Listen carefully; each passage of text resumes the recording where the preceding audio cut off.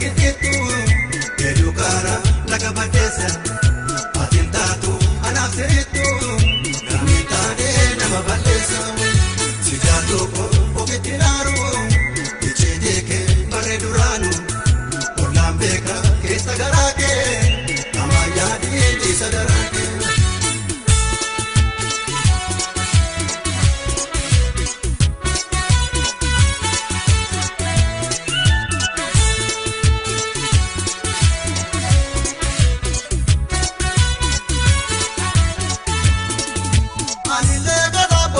Sitina keku, rakatu sebarbadu, Rabbi kambeku, ya Rabbi batu desa, jalan hamtu, jalan soban hati tasana hamtu.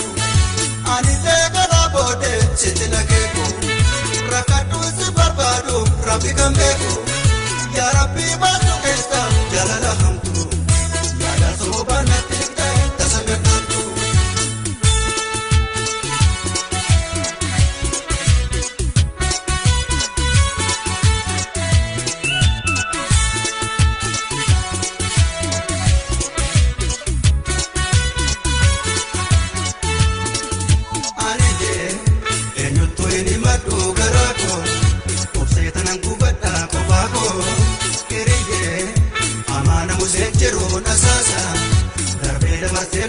Sibasa, anile sinje podure, hoje ke garana mure.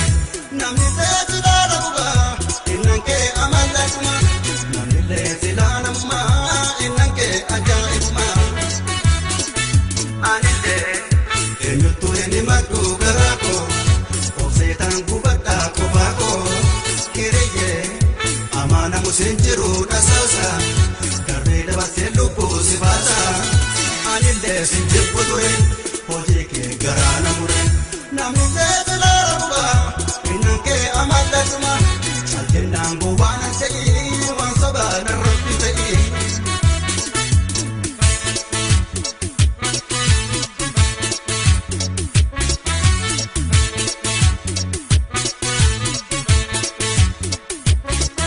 Manike karega mana,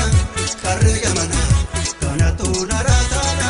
Siga pedi na barana, bahu hidiya, nahi mal kumaniya. Manike karega mana, kana tu narasana. Siga pedi na barana, bahu hidiya, nahi mal kumaniya.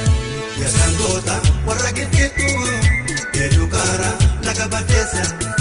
Atintatu anafsiritu, gamitane nama badesa. Sijatuko okitinaru, ichidike bare duranu. Olambeka kesa garake, amayadi isa darake.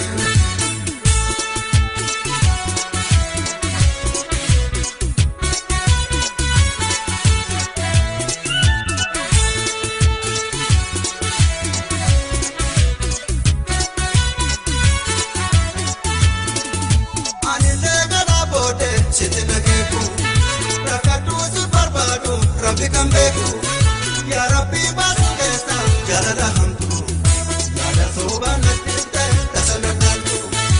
Anile garabode, sitina keku, rakatu sebarbadu, Rabbi kambeku, ya Rabbi batu desa, jalan hamtu, jalan soban hati tasana hamtu.